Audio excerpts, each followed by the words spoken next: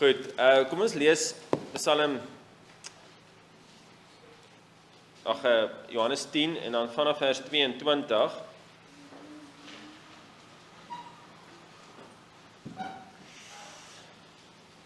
En dan artikel 5 van die Nederlandse geloofsbelijdenis, artikel 5.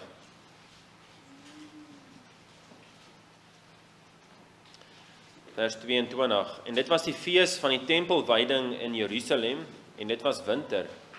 En Jesus het in die tempel gewandel in die pilaargang van Salomo. En die Jode het hom omring en vir hom gesê, hoe lank hou u ons in onsekerheid? As u die Christus is, sê dit vir ons ronduit.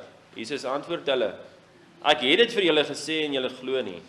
Die werke wat ek doen in die naam van my Vader, die getuig van my, maar julle glo nie.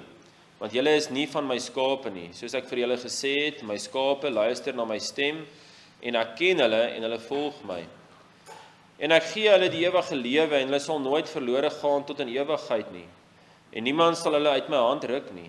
My Vader wat hulle aan my gegee het, is groter as almal, en niemand kan hulle uit die hand van my Vader ruk nie. Ek en die Vader is een. Die Jode het toe weer klippe opgetel om hom te stenig. Jesus antwoord hulle, baie goeie werke het ek julle getoon van my Vader. Oor watter een van die werke stenig julle my? Die Jode antwoord hom en sê, dit is nie oor 'n goeie werk dat ons u stenig nie, maar oor Gods lastering. En omdat u wat 'n mens is, u self God maak. Jesus antwoord hulle, is daar nie in julle wet geskrywe, ek het gesê julle is gode nie? As dit hulle gode noem tot wie die woord van God gekom het en die skrif nie gebreek kan word nie, sê julle vir hom wat die Vader geheilig en in die wêreld gestuur het, u spreek God lasterlik, omdat ek gesê het, ek is die seun van God. As ek nie die werke van my Vader doen nie, moet julle my nie glo nie. Maar as ek dit doen, al glo julle my nie, glo die werke, dat julle kan erken en glo dat die Vader in my is, en ek in hom. Toe het hulle weer probeer om hom gevange te neem, en hy het uit hulle hand ontkom. En hy het weer oor die Jordaan gegaan na die plek waar Johannes eers gedoop het, en hy het daar gebly. En baie het na hom gekom en gesê, Johannes het wel geen teken gedoen nie, maar alles wat Johannes van hom gesê het, was waar, en baie het daar in hom geglo. En dan, artikel 5, die gesag van die Heilige Skrif, die Nederlandse geloofsbelijdenis. Ons aanvaar al hierdie boeke, ons aanvaar al hierdie boeke verwys dan na artikel 4, en dit is daai 66 boeke van die Bybel, 39 boeke in die Ou Testament, 27 boeke in die Nuwe Testament, en dan sê ons aanvaar al hierdie boeke, daai boeke wat ons nou ook in ons Bybels het, ons aanvaar hulle, en hulle alleen as heilig en kanoniek, om ons geloof daarna te rig, daarop te grondves en daarmee te bevestig. Ons glo ook sonder twyfel alles wat daarin vervat is, nie juis omdat die kerk hulle aanvaar en as sodanig beskou nie, maar veral omdat die Heilige Gees in ons hart getuig dat hulle van God is. Hulle het ook die bewys daarvan in hulle self, aangesien selfs die blindes kan tas dat die dinge wat daarin voorspel is, plaasvind. Wanneer mense in 'n pikdonker nag is, jy stap ergens of jy kamp ergens en ons geen ligte nie, dan weet ons die enigste manier hoe jy sal sien is as daar lig kom. So jy moet of 'n koplig aansit of 'n lamp aansit en daardie lig skyn dan en gee vir jou 'n duidelike pad waar langs jy moet stap of waar jy is, wat jy moet doen. Dit is wat die skrif doen. Die skrif gee vir ons die lig in 'n donker wêreld. En dit is daardie lig wat die gesag het om dinge bekend te maak. Want sonder die lig kan jy nie goeders sien nie. Jy kan nie goeders gewaar nie. Jy kan nie goeders vat nie. Of jy kan nie goeders gaan vat wat jou aan wil vat nie, want jy is in die donker. Jy kan nie sien nie. Jy struikel. Maar ons het die lig nodig om dan presies te sien waarheen ons moet gaan en waar ons aan dinge moet vat, waaraan ons wil vat. In 'n skare van mense, waar daar baie stemme en geluide is, weet mens dat in daardie groep mense, as daar 'n baba is, en die ma roep na die baba, dan gaan die baba daardie stem uitken.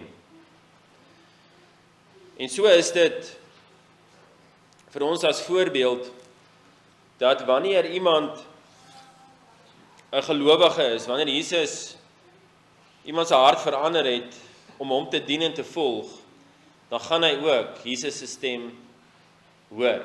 Hy gaan Jesus se stem erken, hy gaan weet dit is Jesus se stem.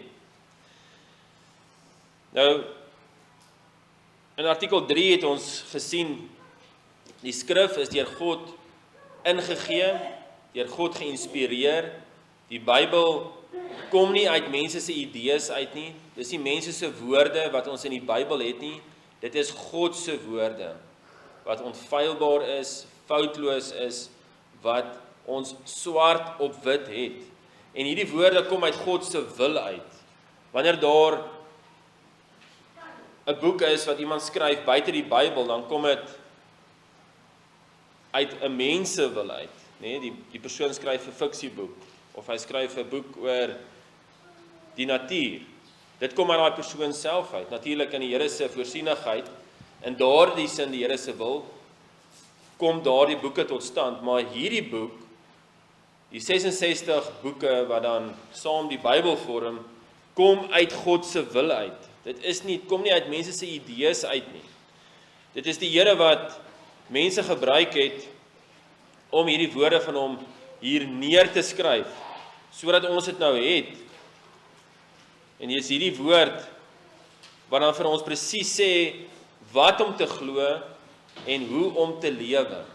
Dit is net die skrif wat vir jou kan leer hoe om gered te word. Jy gaan geen ander geskrif woorde buite die Bybelse woorde kry wat vir jou kan sê hoe om met God versoen te word nie.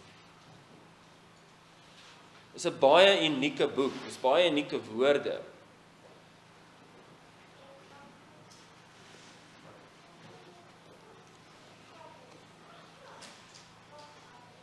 Daarom, wanneer ons oor verlossing praat en wanneer ons praat oor hoe om nou te lewe, hoe om nou reg te lewe in ons daaglikse lewe, dit word deur God in sy woord bepaal. Ons word ook nie meer in die duisternis gelaat nie. Ons het nou die lig wat vir ons sê hoe ons moet lewe en wat ons moet glo. Dit is wat in die woord bevat is. En dit is hoe die woord oor homself praat. Iemand het een keer gesê, die skrif kry volle gesag by gelowiges net wanneer mense dit sien as iets wat uit die hemel kom, asof die lewende woorde van God daar gehoor word. So wanneer iemand tot geloof kom, dan weet hy hierdie skrif het gesag. En as iemand dit nie so aanvaar dat hierdie woorde uit die hemel uitkom nie, dan gaan hy nie daardie gesag aanvaar nie, want mense is van nature in die duisternis, in die donkerte, hulle wil alle lig uitwerp, hoe hartseer dit klink.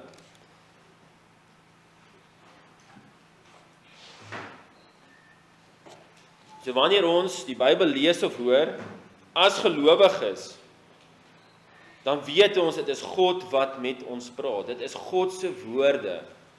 Ons is nie in die duisternis nie. Hy het ons nie alleen gelos nie, om ons eie pad te vind nie. Hierdie woorde is regtig God se woorde. Dit is die Heilige Gees, God self wat dit laat skryf het, wat mense gedryf het om hierdie neer te skryf.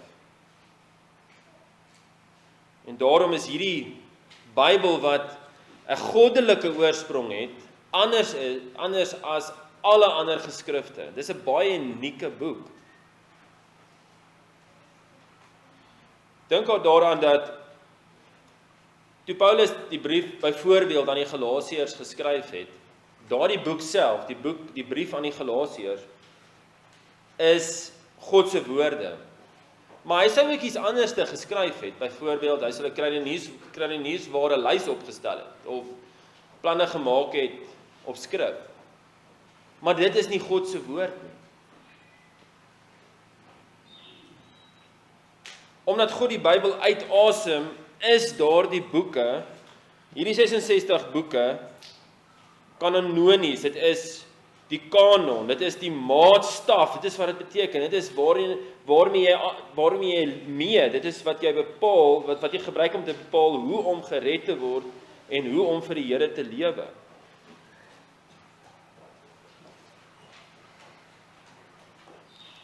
Jy kan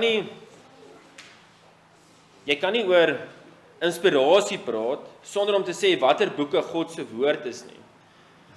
En dit is so. Ons moet sê goed, en dit is wat ons in artikel 4 sien, hierdie is die boeke van die Bybel. Maar dit is so belangrik om hierdie ding te snap. Dit is nie dat die kerk op 'n stadium gekom het en gesê het, uit 1000 boeke, hierdie is die 66 boeke wat ons moet besluit, is nou die Bybel, en hulle het gestem daaroor. Dis nie hoe dit gebeur het nie. Hulle het bymekaar gekom, toe sê hulle, hierdie is die 66 boeke, ons bevestig dat hierdie is die 66 boeke wat ons hier gebruik. Hoekom is dit hierdie 66 boeke? Want dit is Jesus se stem wat hulle in elke boek hoor. Dis Jesus wat mense tot geloof bring, nê? En deur geloof getuig hy, dit is die 66 boeke. Soos Jesus wat die 66 boeke deur mense in hulle harte bevestig. Daarom as iemand iets sê, en dit is teen die skrif, dan sê hy, ek hoor nie Jesus se stem nie. Ek hoor nie Jesus se stem nie.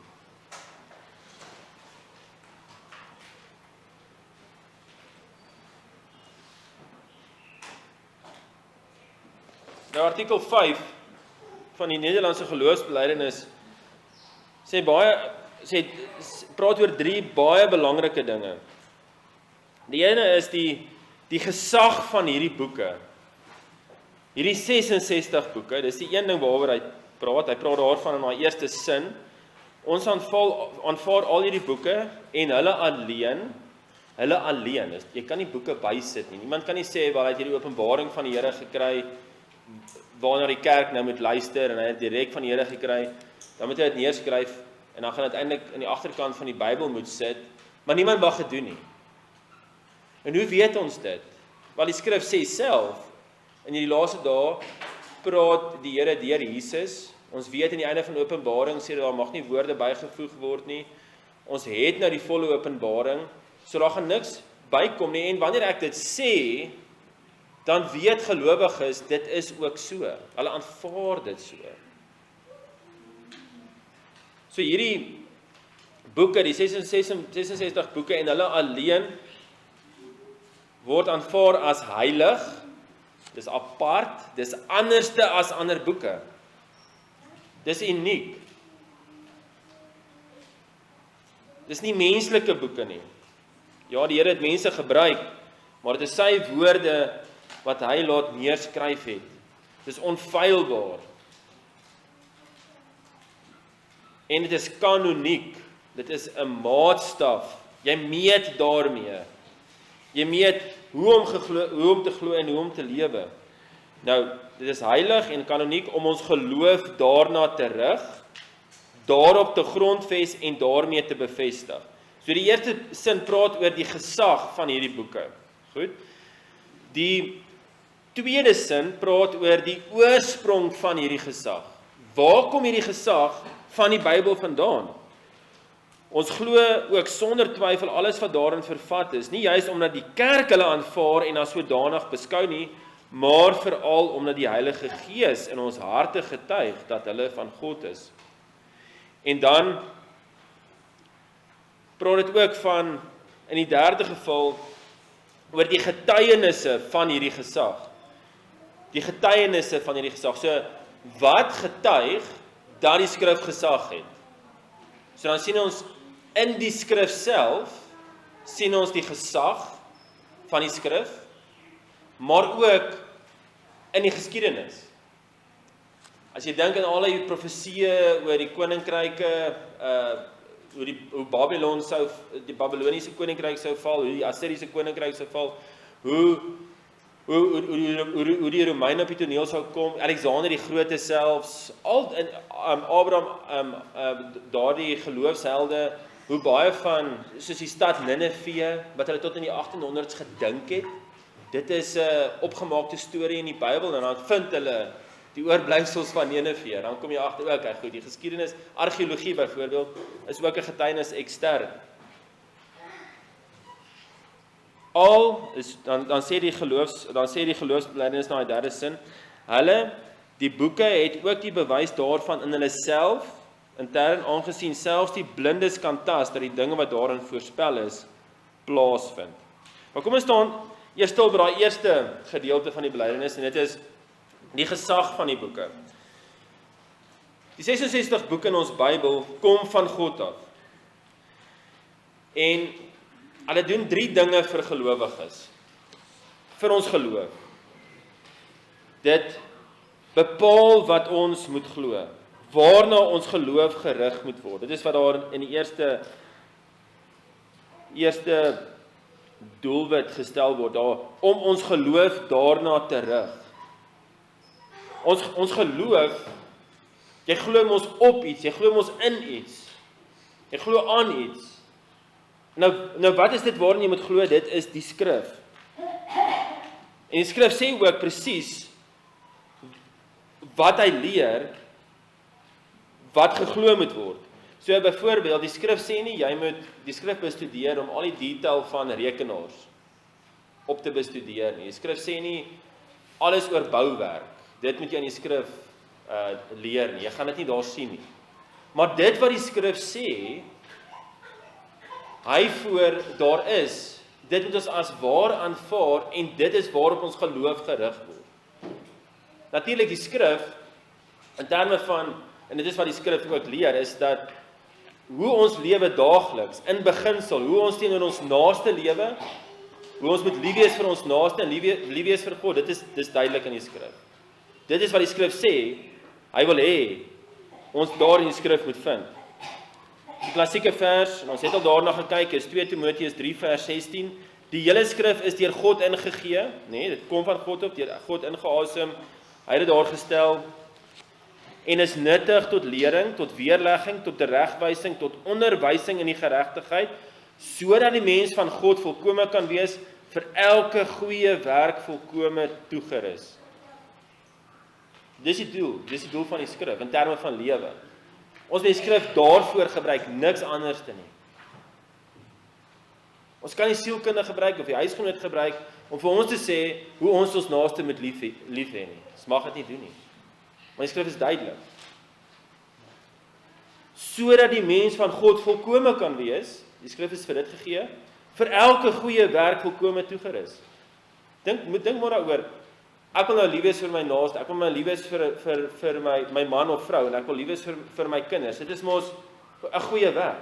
Dis 'n goeie werk om ons gedefinieer word. Hoe tree ek op teenoor my naaste? En die skrif leer dit volkome. Goed, so die skrif reël dit. Hy sê vir ons waarop ons geloof gerig moet word in die Bybel. Nou, daardie geloof word, sê die Bybel ook, word gegrond in die skrif. Hoor Romeine 10 vers 17. Die geloof is dus uit die gehoor, en die gehoor is deur die woord van God. Die geloof is dus uit die gehoor, en die gehoor is deur die woord van God. So die geloof kom uit die woord van God uit. Mense gaan nie sonder die woord tot geloof kom nie. Maar wat is dit presies in die woord wat maak dat hulle glo? En dan is dit Johannes 20 vers 31 wat sê, maar hierdie is geskrywe dat julle kan glo dat Jesus die Christus is, die Seun van God, en dat julle deur dit te glo die lewe kan hê in sy naam. So geloof het hierdie fondasie, dit begin by Jesus Christus, dit eindig by Jesus Christus, dis uiteindelik waarop ons geloof gerig is op Jesus Christus.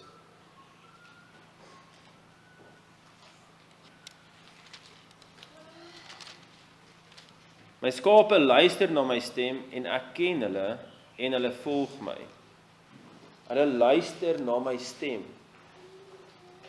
Geloof se oorsprong is by Jesus. Ons sien die wet, hoe om te lewe vir die Here, hoe om ons eie sonde te ken, en ons sien die evangelie, die goeie nuus, net in die Bybel. Sonder die Bybel is daar geen geloof nie. Sonder die Bybel is daar geen geloof nie. Want sonder die Bybel is daar nie 'n fondasie nie, en jou geloof kan nie gerig word nie. Sonder die Bybel is daar nie geloof nie. Paulus sê ook daar in 2 Timoteus 3 vers 15, net voor vers 16, en dat jy, hy praat met Timoteus, en dat jy van kleins af die Heilige Skrifte ken, wat jou wys kan maak tot saligheid, deur die geloof in Christus Jesus. So dit reël ons geloof, dis die fondasie van ons geloof, en dan die skrif is ook die ene wat ons geloof versterk. En hy versterk dit nou, want die woord is lewendig en kragtig. Wanneer ons die woord lees, is die woord deur die Gees besig om te werk in gelowiges se harte. Hebreërs 4 vers 12. Want die woord van God is lewend en kragtig en skerper as enige tweesnydende swaard. Dit sê nie, en die woord van God was lewend en kragtig en skerper as enige tweesnydende swaard. Dit sê, die woord van God is lewend en kragtig en skerper as enige tweesnydende swaard en dring deur tot die skeiding van siel en van gees en van gewrigte en van murg en is 'n beoordelaar van die oorlegginge en gedagtes van die hart. Dit gebeur nou. Die skrif is die ene wat sny. Die skrif is die ene wat lewend is, wat nou ons ook kan troos in ons nood, wat ons kan aanspreek in ons sonde. Die Bybel is nie soos ander boeke wat baie keer hierdie opinies het of menings het oor dinge wat in die verlede gebeur het. Dit praat nie net van die verlede nie. Die Bybel praat nou, vandag.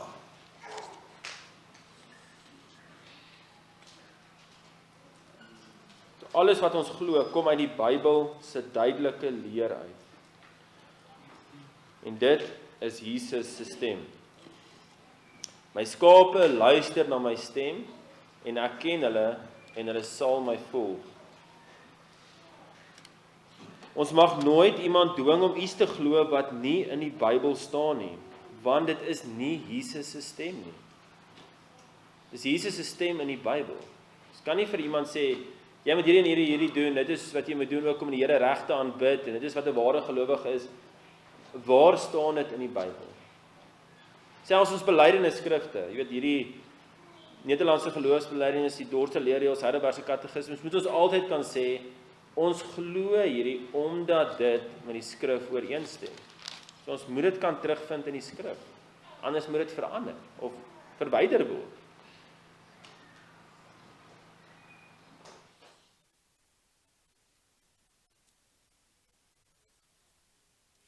Geen tradisie, menslike opinie, ervarings of nuwe openbarings mag daar wees nie. Net die Bybel om ons geloof te reël, ons geloof as se fondasie te wees en ons geloof te versterk.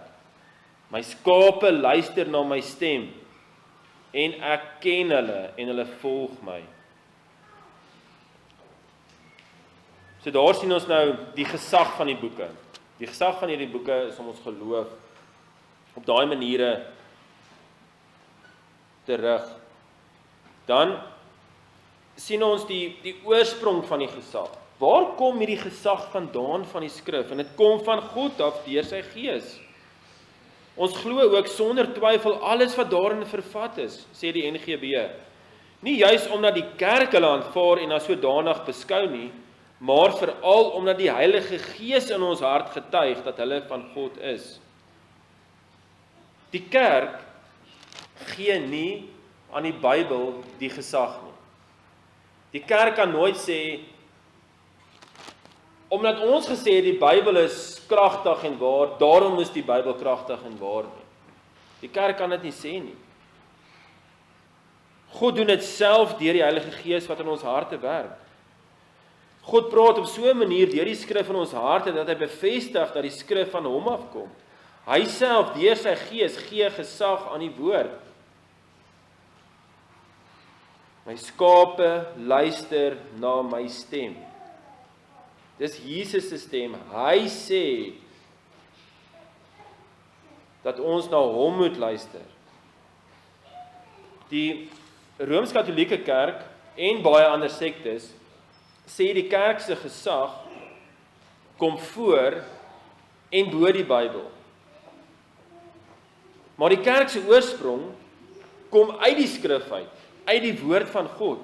So jy die woord van God eers, dan kom die kerk. So die woord is eerste, dan kom mense tot geloof, dan kom dit dat daar 'n gemeente is of 'n groep gemeentes. En dit is Christus wat sy kerk bou deur die skrif. Dit is nie Christus bou die skrif deur die kerk nie. Nee, Christus bou die kerk deur die skrif. Die kerk kom uit Jesus en uit sy woord uit. Die kerk bely en erken bloot dat hierdie 66 boeke die skrif is. Dis nie dat mense kom en besluit hierdie is die 66 boeke nie. Dit is glad nie so nie. Jy erken dit is die 66 boeke want jy glo dat jy kan Jesus se stem in die woord hoor. Die wat uit God is, luister na die woorde van God. Johannes 8 vers 47. En dan is daar hierdie getuienisse van hierdie gesag.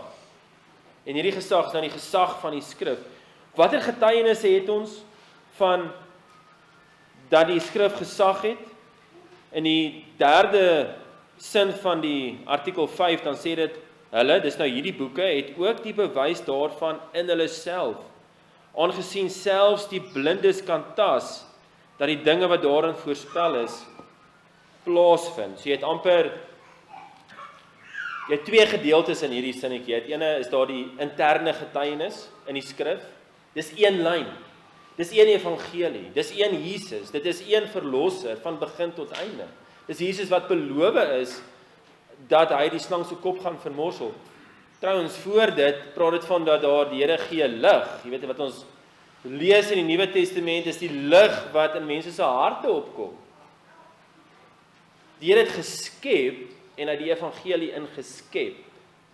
In die sin dat hy het kom wys die evangelie in die skepingsdae. Jy kan uit elke skepingsdae kan jy element van die evangelie baie duidelik raak sien. So jy daar interne getuienis. Dis een boodskap. Alhoewel daar soveel outeurs is wat die Here gebruik het, is dit een boodskap, is een lyn. Niks is teenstrydig in die Bybel nie. En dan is daar baie mense wat probeer wys sê, wel hierdie gedeelte sê dit en daardie gedeelte sê dat, daarom is daar 'n fout in die Bybel. Daar is nie so 'n moontlikheid nie. Onthou, teenstrydigheid is net 'n teenstrydigheid. Slegs is teenstrydigheid as jy kan wys dat daar twee stellings is wat in alle moontlikhede altyd teenstrydig is. As jy een voorbeeld kan noem vir 'n moontlike oplossing, kan dit nie meer 'n teenstrydigheid wees nie, per definisie.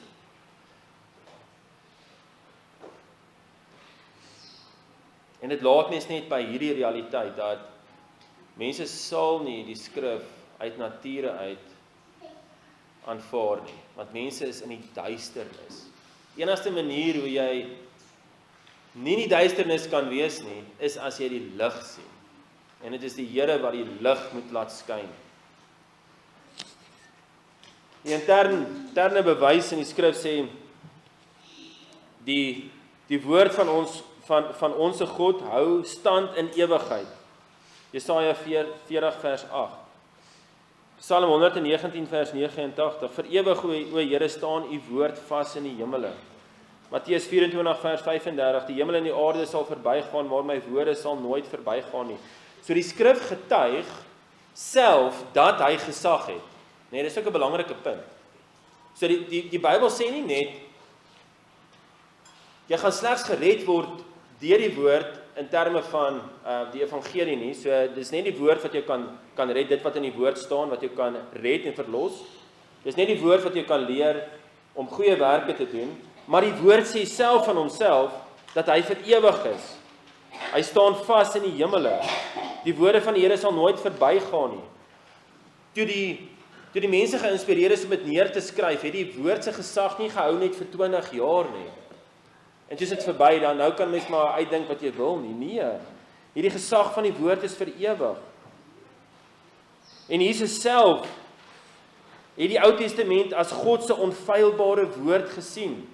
In Johannes 10 vers 35, wat ons gelees het, daar sê dit, en die skrif kan nie gebreek word nie. En die skrif kan nie gebreek word nie. En Jesus verwys daar natuurlik na die Ou Testament.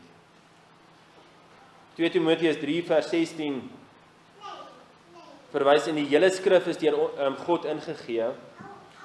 Maar as jy nou kyk in 1 Timoteus, dan verwys dit na van Paulus se woorde, dan praat dit as die skrif. Die skrifleer, dit kan nie 'n os mylband nie. En dit kom in Lukas voor, byvoorbeeld. So het hierdie interne getuienisse wat mekaar bevestig dat dit skrif is. Jesus het self gesê in Johannes 14 vers 26, daar gaan nog skrif openbaring kom. Nee, want Jesus, toe hy nou op die aarde was, toe het hy getuig, die Ou Testament kan nie gebreek word nie. En ek het net 'n paar verse genoem, en dan kan mense vra, maar wat van die Nuwe Testament? Hoe werk daai gesag?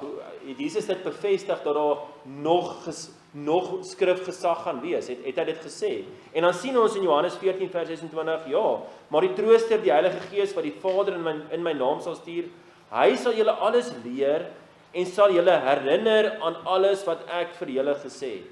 So die Heilige Gees gaan hulle herinner, en hulle gaan dit neerskryf.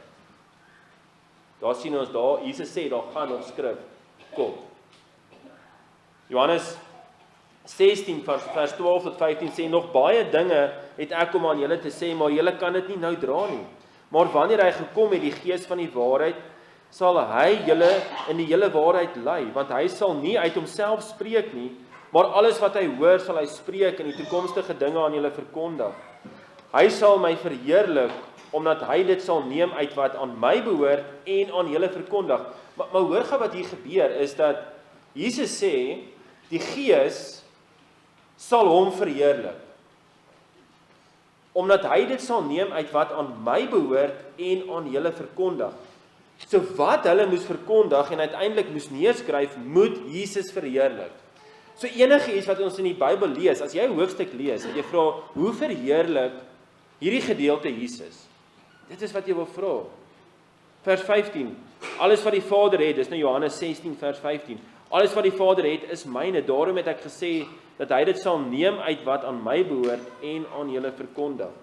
En dit is wat die Heilige Gees gedoen het nadat Jesus opgevaar het. Dis die Gees wat in daai manne gewerk het, sodat hulle die woord van God verkondig het, maar ook dan op skrif neergesit het. As ons kyk na die Fariseërs wat hier in Johannes 10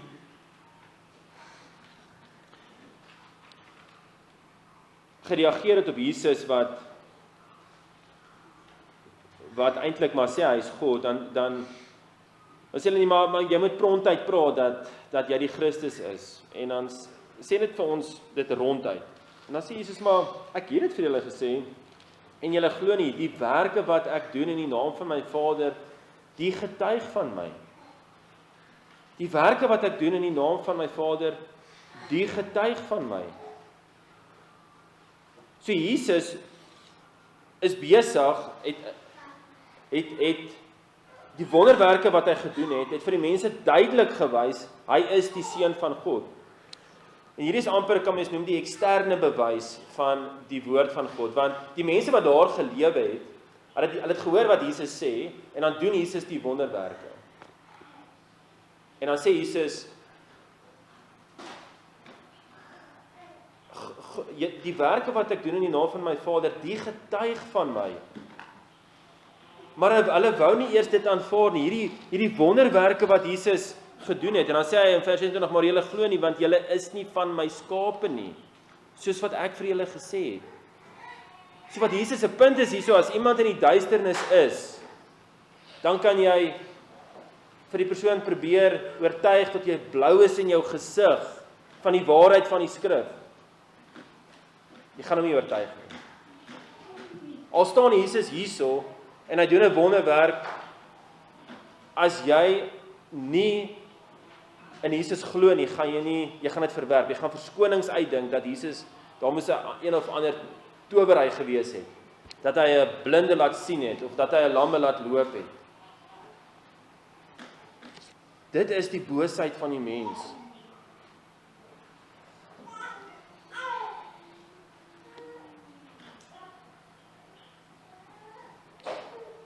So ons het hier die interne getuienis in die skrif, dat die skrif van Jesus getuig, dat daar een lyn is in die skrif, dat hierdie skrif van God afkom. Maar jy het ook eksterne bewyse, né? Jy het eksterne bewyse, soos byvoorbeeld in die geskiedenis, wat ek genoem het van Nineve, dat daar so baie profesieë waar geword het, argeologie bevestig dit. Nou hierdie bewyse, in die argeologie, as mense nou daar na die Midde-Ooste toe gaan, hulle doen opgrawings en hulle kom agter, ja goed, Nineve het bestaan. Wat is die doel van dit? Want hierdie, as jy kyk na die NGB, dan sien jy daar, aangesien selfs die blindes kan tas, dat die dinge wat daarin voorspel is, plaasvind. So dit het plaasgevind, en die blindes kan tas, dat die dinge wat daarin voorspel is, plaasvind.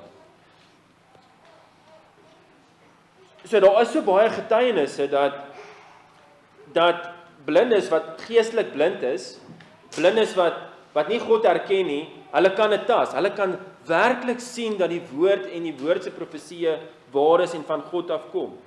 Maar daardie bewyse alleen kan nie die geloof bewerk nie. Die Heilige Gees oortuig ons en oorkom ons sondes, daai weerstand in ons harte. Die bewyse vir die gesag van die skrif is so duidelik, dat almal dit geestelik moet kan sien. Maar sonder die Gees bly mense blind, omdat hulle die duisternis liefhet. Dus, dit is nie dat daar nie genoeg bewyse is van die gesag en die krag van die skrif nie. Mense wil dit net nie glo nie. Johannes 3 vers 19, en dit is die oordeel, dat die lig in die wêreld gekom het, en die mense het die duisternis liewer gehaat as die lig. Die mense het die duisternis liewer gehaat as die lig, en dit gebeur vandag nog. As iemand vir ongelowiges wil bewys, dat die skrif die woord van God is, dan tree hulle dwaas op, want dit is slegs deur die geloof, dat hierdie Bybel, hierdie woord van God, verwaar aanvaar kan word. Dis eintlik Calvynse woorde daai. Die bewys is nie daar om te oortuig nie. Maar wat is die doel dan? Dit is om die gelowiges te versterk in hulle geloof. Die Here gebruik ook daai om ons geloof te bevestig, want die blindes kan tas. Selfs die blindes kan tas. So dis duidelik in die geskiedenis. Dis duidelik dat die Here besig is om te werk. Vandag nog in die skepping, hoe alles onderhou word, hoe dinge uitwerk soos dit uitwerk. Dink aan iemand se besigheid, wanneer daar sekere dinge in die besigheid gebeur op die regte tyd, op die regte oomblik, dan dink jy, "Sjoe, maar ek het nie hierdie dinge uitgedink nie, maar dit het net gebeur." Wie is dit wat daar werk? Dit is die Here. Hy bepaal presies wat gebeur op die regte tyd. Dis hy wat so werk dat stelsels uitwerk, dat samelewings aangaan ten spyte van mense se dwaasheid en rebellie en begeerte na oorlog en haat om mense dood te maak en mense te vernietig, is dit die Here wat nog steeds dit so bewerk dat die geskiedenis aangaan totdat Jesus terugkom. Dan moet ons net sê, maar dit is die Here wat hier aan die werk is, en gelowiges sien dit, en moet dit sien, en dan versterk dit ons geloof. Maar hierdie bewyse is ook daar om die vyande se monde te stop. As mens kyk na hierdie gesprekke en die hele die skepingsdebat en die evolusiedebat, en ek wil julle graag aanmoedig om daai creation.com se gesprekke te gaan luister, dan sien jy daar, wanneer iemand uit die skrif uit argumenteer vir die Here se skepping, dat hy in 7 dae geskep het, om en by 6000 jaar terug, en jy sien die geskiedenis, maar jy argumenteer uit die skrif uit, dan stop dit die monde van mense wat uit die wetenskap uit met snaakse sienings voor in dag kom. Want hulle lees die wetenskap verkeerd, daar's voorveronderstellings. Maar uit die geloof uit, hoekom dat die Here het ons vir ons hierdie geloof gegee. Ons het nou Jesus se stem, nê, op skrif. En ons kan, jy kry nie sterker as Jesus se stem nie. Daar's geen wetenskapboek wat onfeilbaar gaan wees nie, maar daar gaan altyd hier en daar 'n afwyking wees, 'n verkeerde voorveronderstelling, maar ons het die Here se woord. En hierdie skrif het gesag, omdat Jesus die gesag het. Alle gesag is aan hom gegee. En is deur hierdie woord, wanneer dit verkondig word, dat mense tot bekering kom. Nie deur slim woorde en slim praatjies en snaakse strategieë nie, maar wanneer mense hoor, hulle moet na Jesus bekeer, hulle sonde bely en weet dat wanneer hulle Jesus glo, dat hy vir hulle sondes gesterf het, en hulle dit glo, dan gaan hulle mos gered word. En dan gaan hulle ook aanvaar. Die woord het gesag, die skrif het gesag. En die skrif is ewig, want Jesus is ewig. En omdat die Here skrif van Jesus getuig, en Jesus self die woord is wat vlees geword het, sal die skrif vir ewig bly staan en ewig gesag hê. Hierdie is 'n wonderlike leerstelling vir gelowiges. Ek kan net sê, ons het die Bybel, dit is vir ons genoeg, en die skrif het hierdie gesag, om ons lewe te reël, en alles waaroor die Bybel praat, is waar, en dit is reg. Ons kan op die Here se woord vertrou, want die woord het gesag.